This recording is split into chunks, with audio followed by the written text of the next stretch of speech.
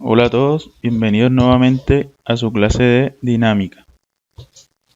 En esta ocasión estaremos estudiando el movimiento plano de cuerpos rígidos, métodos de la energía y la cantidad de movimiento. El contenido de la presentación, pues primero estaríamos estudiando el principio del trabajo y la energía para un cuerpo rígido. Segundo, trabajo de las fuerzas que actúan sobre un cuerpo rígido. Tercero, energía cinética de un cuerpo rígido en movimiento plano. Este tema ya lo hemos venido estudiando. Sistemas de cuerpo rígido. Quinto, conservación de la energía. Y sexto, potencia. Entonces, para cada uno de estos temas que aparecen en el contenido, estaremos estudiando una serie de ecuaciones que posteriormente utilizando en un próximo video, dándole solución a varios ejercicios. Primero, principio del trabajo y la energía para un cuerpo rígido. ¿Para qué se utiliza este principio? Entonces acá nos dice, para analizar el movimiento plano de cuerpos rígidos. Este método se adapta muy bien a la solución de problemas donde intervienen velocidades y desplazamiento. Ya hemos venido estudiando varios temas donde intervienen velocidades y desplazamiento. Prácticamente todos los temas anteriores tienen ejercicios de este tipo. Ventajas. El trabajo de fuerzas y la energía cinética de partículas son cantidades escalares. O sea, a veces nos resulta más fácil o más conveniente resolver problemas con cantidades escalares que utilizar cantidades vectoriales. Entonces, si miramos este esquema, esto es un cuerpo en el cual se considera un número n de partículas de masa delta de m sub i. Entonces tenemos muchas partículas cuya masa va a ser delta de m sub 1, 2, 3, 4, dependiendo de el número de partículas en el que se encuentra dividido este cuerpo. Entonces, en este esquema representamos dos partículas, una partícula A, una partícula B. Sobre estas hay dos fuerzas, F y menos F. Las dos son iguales, pero están en sentido contrario. Y hay dos vectores de desplazamiento. Un vector de R para el desplazamiento de la partícula A desde A hasta A', y un vector de R' para el desplazamiento de la partícula B desde B hasta B'. Entonces miremos esta ecuación. T1 y 2 son los valores iniciales y finales de la energía cinética de las partículas que forman al cuerpo rígido. Estamos hablando de las partículas internas que forman este cuerpo rígido. Y esta U sub 1, 2 representa el trabajo de todas las fuerzas que actúan sobre las distintas partículas del cuerpo, ya sea que estas fuerzas sean internas o externas. Y esta ecuación que tenemos por acá sería la energía cinética total. Es un medio de la sumatoria desde igual a 1 hasta n, que es el número de partículas en las que hemos dividido nuestro cuerpo, de los delta de m por las velocidades al cuadrado de cada una de estas partículas. Analicemos entonces lo que tenemos en este esquema del cuerpo que hemos considerado inicialmente. Vamos a notar que el trabajo total de la fuerza interna va a ser igual a 0. Entonces miremos, consideremos estas dos partículas y sobre ellas una fuerza F y menos F que se ejercen entre sí, y junto a ella dos desplazamientos dr y dr'. Estos dos desplazamientos son diferentes, pero las componentes entre A y B son iguales. Si te preguntas por qué estas dos componentes o las componentes a lo largo de A y B deben ser iguales, pues la respuesta sería, si no son iguales, entonces no tendríamos un cuerpo rígido porque la distancia entre A y B estaría variando. Quiere decir que ese cuerpo ya no sería un cuerpo rígido. Debido a esto, el trabajo ejercido por la fuerza F y menos F van a ser iguales en magnitud, pero van a tener un sentido contrario. Por lo tanto, la sumatoria de estos dos trabajos ejercidos por estas dos fuerzas va a ser igual a 0. O sea, así el trabajo total de las fuerzas internas que actúan sobre las partículas de un cuerpo rígido es 0. Conociendo esto que acabamos de plantear, entonces podríamos decir que U sub 1, 2 se reduce solamente al trabajo de fuerzas externas que actúan sobre el cuerpo. 2. Trabajo de las fuerzas que actúan sobre un cuerpo rígido. Entonces, ahora estamos considerando este cuerpo y qué está haciendo este movimiento. Entonces, primero se traslada desde A y B hasta A' y B' y luego queda fijo en A' y se traslada de B' a B2'.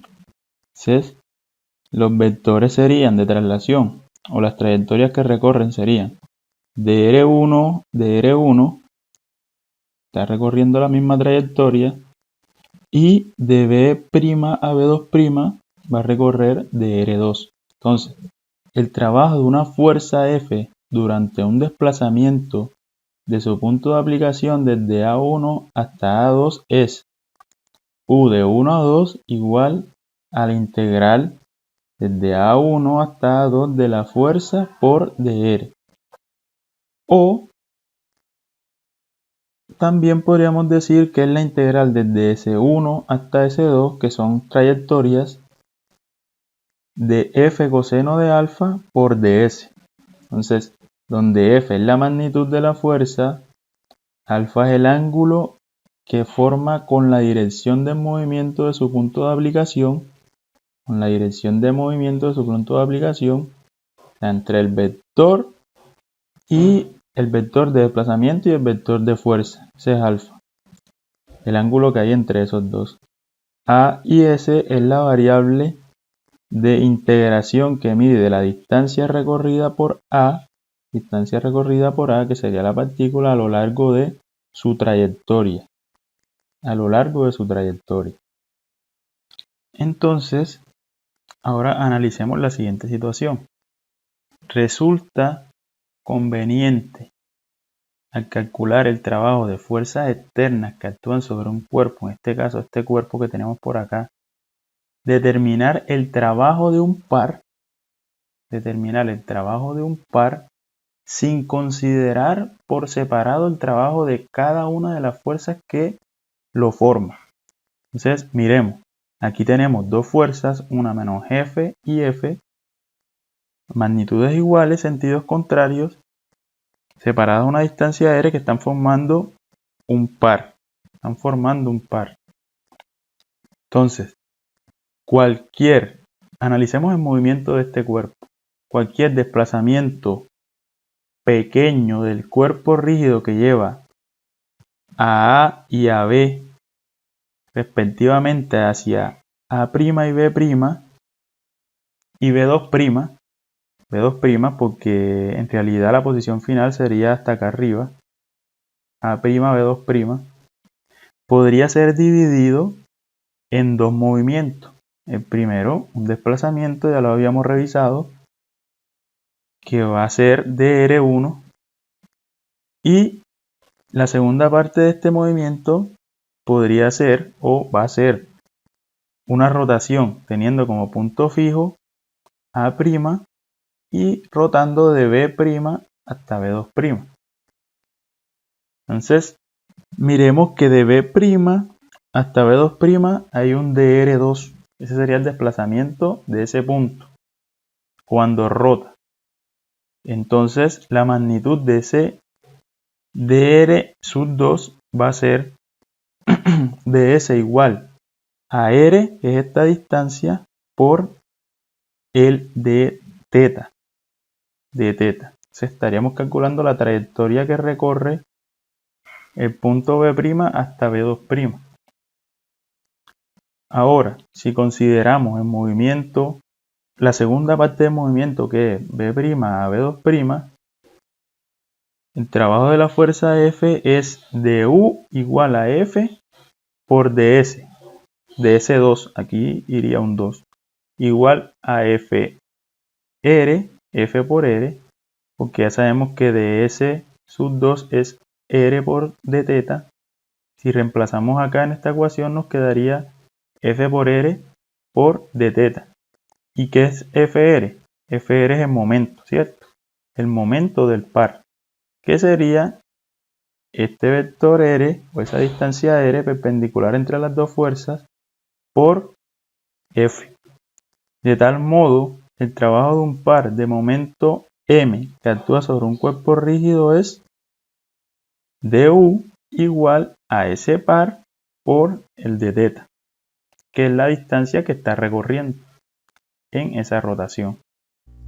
A partir de esto que hemos determinado, podríamos afirmar que el trabajo del par durante una rotación finita del cuerpo rígido, una rotación finita, sería una rotación entre 0 y pi medio y pi y 2pi, se obtiene integrando ambos miembros desde el valor inicial del ángulo hasta su valor final.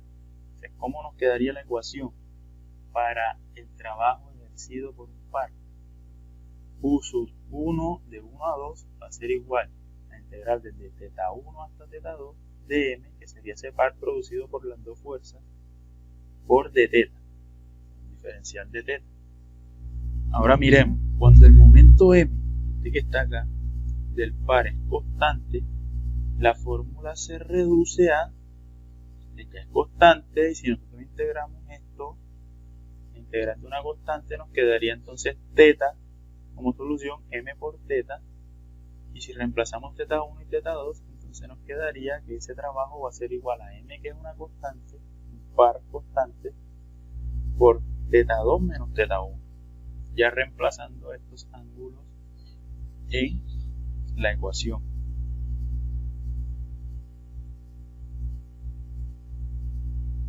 Entonces ahora miremos algo.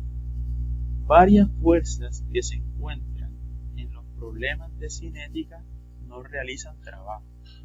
Son fuerzas aplicadas en puntos fijos o que actúan en una dirección perpendicular al desplazamiento de su punto de aplicación. Perpendicular al desplazamiento de su punto de aplicación. Entre las fuerzas que no trabajan se han listado las siguientes. Entonces, miremos cuáles son estas fuerzas. La reacción de un pasador sin fricción cuando el cuerpo soportado gira alrededor del pasador. Aquí no hay trabajo porque está rotando el cuerpo, ese pasador está fijo, no hay traslación, entonces esa fuerza no ejerce trabajo.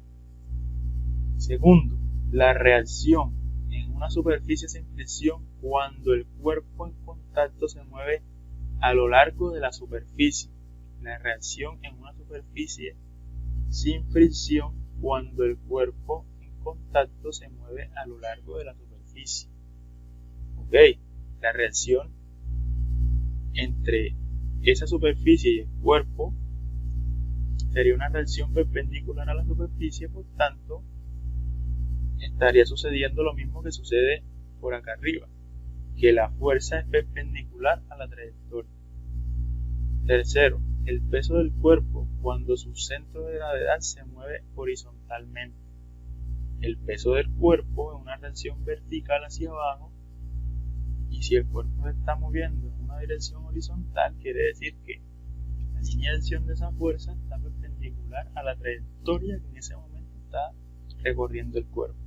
Y ahora vamos a agregar que que cuando un cuerpo rígido rueda sin deslizarse sobre una superficie fija, la fuerza de fricción F en el punto de contacto C no realiza trabajo.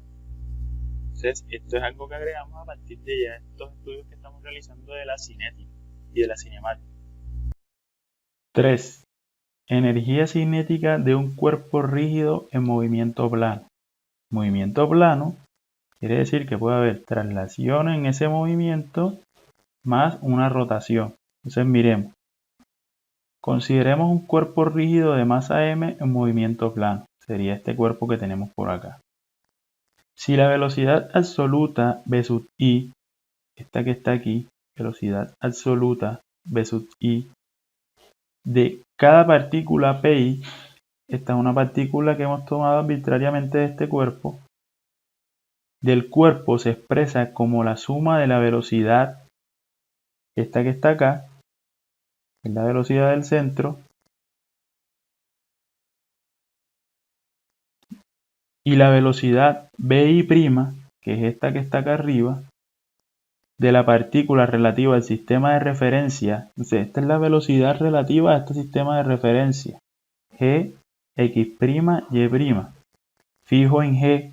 G sería nuestro centro de gravedad del cuerpo. Y de orientación fija, estos dos ejes tienen orientación fija. La ecuación para la energía cinética del sistema quedaría de la siguiente forma. Entonces, esto ya lo conocemos, un medio de la masa por la velocidad al cuadrado. ¿Qué velocidad? Esta velocidad. Más un medio de la sumatoria desde i igual a 1 hasta n, que es el número de partículas, del diferencial o del delta de la masa por vi' al cuadrado. Vi' al cuadrado, ya sabemos que vi' es la velocidad relativa al sistema. ¿A qué sistema? X', Y'. Entonces miremos. Vi' ¿a qué es igual? A R, esta R que está aquí, Ri' por omega, que es la rotación. Miremos, esta BI es perpendicular a este vector Ri'. Esa velocidad salió de esta ecuación, Ri' por omega, que es la rotación o la velocidad angular de este cuerpo rígido que estamos considerando. Ahora miremos, si reemplazamos BI' al cuadrado por Ri' por omega, entonces nos va a quedar, esto nos queda igual, no hicimos ningún cambio, más un medio de, ahora sí hicimos un cambio acá, ya cambiamos BI' al cuadrado por Ri' por omega al cuadrado, ambas al cuadrado. Entonces, como es un producto y está elevado al cuadrado, cada uno de estos términos deberíamos elevarlos al cuadrado. Ahora miremos esto. ¿A qué es igual la sumatoria desde i igual a 1 hasta n de Ri al cuadrado por delta de m o el delta de la masa a la inercia? Entonces nosotros podríamos escribir esa energía cinética del cuerpo rígido en movimiento plano como T igual a un medio de la masa por la velocidad al cuadrado. Esa velocidad sería la velocidad absoluta más un medio de la inercia por la velocidad angular al cuadrado. Entonces ahora podemos concluir que la energía cinética de un cuerpo rígido en movimiento plano puede descomponerse en dos partes. Una parte, que sería esta, asociada al movimiento del centro de masa G de este cuerpo, y una segunda parte que es la energía cinética asociada con la rotación del cuerpo alrededor de ese centro de masa G. Cuarto, sistema de cuerpos rígidos. Inicialmente, ¿qué habíamos planteado para un cuerpo? Que T1 y T2 eran los valores iniciales y finales de la energía cinética de las partículas que forman al cuerpo rígido. O sea, simplemente estábamos considerando la parte interna del cuerpo y de un solo cuerpo. Y esta U de 1 a 2 era el trabajo de todas las fuerzas que actúan sobre las diversas partículas del cuerpo, o de un solo cuerpo.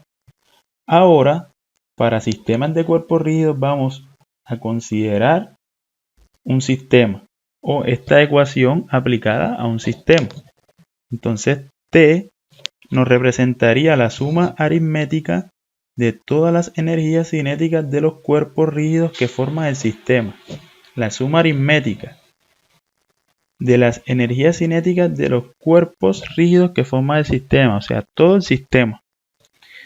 Y esta U sub 1, 2 va a ser igual o nos va a representar el trabajo de todas las fuerzas que actúan sobre los distintos cuerpos, y sea que estas fuerzas, o ya sea que estas fuerzas sean internas o externas, consideradas desde el punto de vista de un todo, quiere decir todo el cuerpo en general o todo el sistema en general.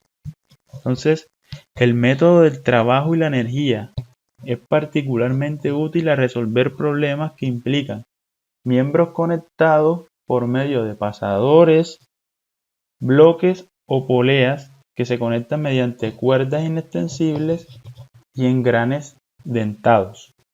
Recordando un poco que el trabajo de las fuerzas internas es 0, entonces esta U sub 1, 2 se reduce al trabajo de las fuerzas externas al sistema. O sea, quiere decir que todo lo que vamos a calcular, todos los trabajos que vamos a calcular y vamos a incluir en esta ecuación en U1, 2 va a ser debido a fuerzas externas al sistema. 5. Conservación de la energía. Entonces, miremos, T1 más B1 igual a T2 más B2. T es la energía cinética, 1 y 2 sería inicial y final respectivamente, y la V nos representa la energía potencial, 1 y 2, inicial y final.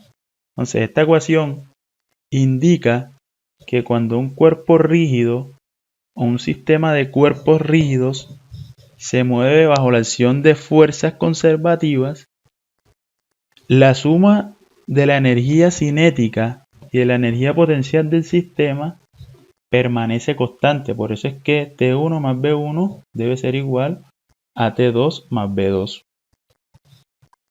Entonces, como ejemplo, podríamos colocar esta barra AB de longitud L y de masa M, cuyos extremos están conectados a dos bloques, un bloque A y un bloque B de masas despreciables. Y estos bloques se están moviendo en correderas horizontales y verticales. Entonces, se supone que la barra se suelta sin ninguna velocidad inicial desde la posición horizontal, esta posición, y se desea determinar su velocidad angular, esta omega que estamos viendo por acá, después de que ha girado un ángulo θ, este ángulo que está acá. Entonces tendríamos una posición inicial, una posición final. Deberíamos calcular a partir de estos dos esquemas y de el ejemplo que estamos planteando una energía cinética inicial, una energía cinética final, una energía potencial inicial, una energía potencial final. Entonces, ¿qué consideraciones iniciales podríamos hacer a partir de lo que nos están planteando? Primero, que la energía cinética inicial es igual a 0 debido a que las velocidades son 0. Y desde el nivel de referencia, segundo, desde el nivel de referencia, o sea, la posición inicial, que es la posición horizontal, la energía potencial inicial va a ser igual a 0. ¿Por qué va a ser igual a 0? Porque estamos exactamente en el punto de referencia y como la energía potencial está relacionada a la altura o a la distancia que hay entre puntos de referencia y el cuerpo que estamos estudiando es cero, entonces esta energía potencial va a ser cero. Ahora analicemos el segundo esquema, que es ya cuando el cuerpo se ha movido, se han desplazado los extremos y ha rotado la barra. Entonces el centro de gravedad G de la barra se encuentra a una distancia que 1/2 de L, que es la longitud de la barra, por seno de θ, que es este ángulo que se ha movido. ¿De qué? Del nivel de referencia, que es este nivel horizontal. Es esta línea punteada que tenemos por acá. Entonces, nuestra energía potencial final, ¿a qué va a ser igual? A menos 1/2 de W, que es el peso de la barra, que es M por G. Recordemos la ecuación de la energía potencial. Masa por gravedad por H. Entonces miremos. Si nosotros reemplazamos acá, aquí estamos utilizando W, que es el peso, M por G. ¿Por qué colocamos negativo? Porque estamos por debajo del nivel de referencia, que es esta horizontal. Es menos 1/2 de L seno de θ es la altura. Y esta W sería mg. Si nosotros cambiamos eso por m y g, nos quedaría menos 1/2 de la masa por la gravedad por L, seno de θ. Y para la energía cinética final, ¿qué tendríamos?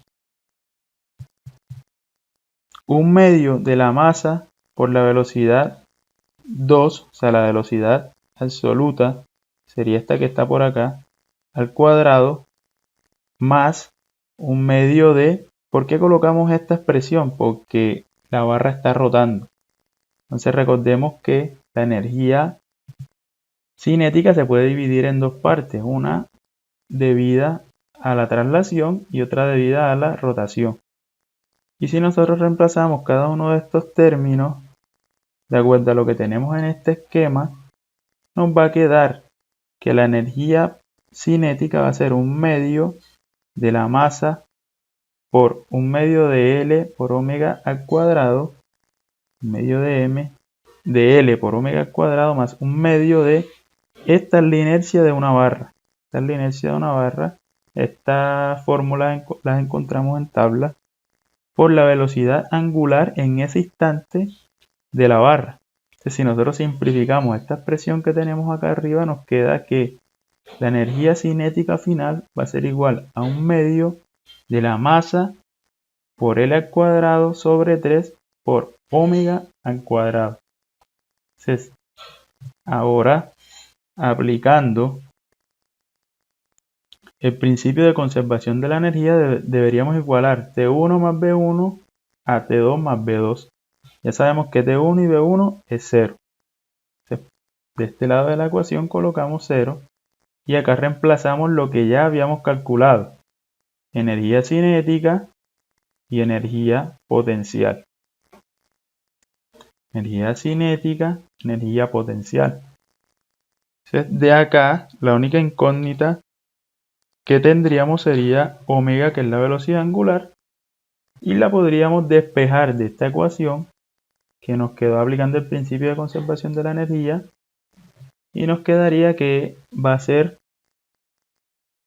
3 veces la gravedad sobre la longitud por el seno de θ, raíz cuadrada de todo eso. Por último, ya tendríamos la potencia. La potencia es definida como la rapidez con la cual se realiza un trabajo. Entonces podremos encontrar dos ecuaciones para la potencia.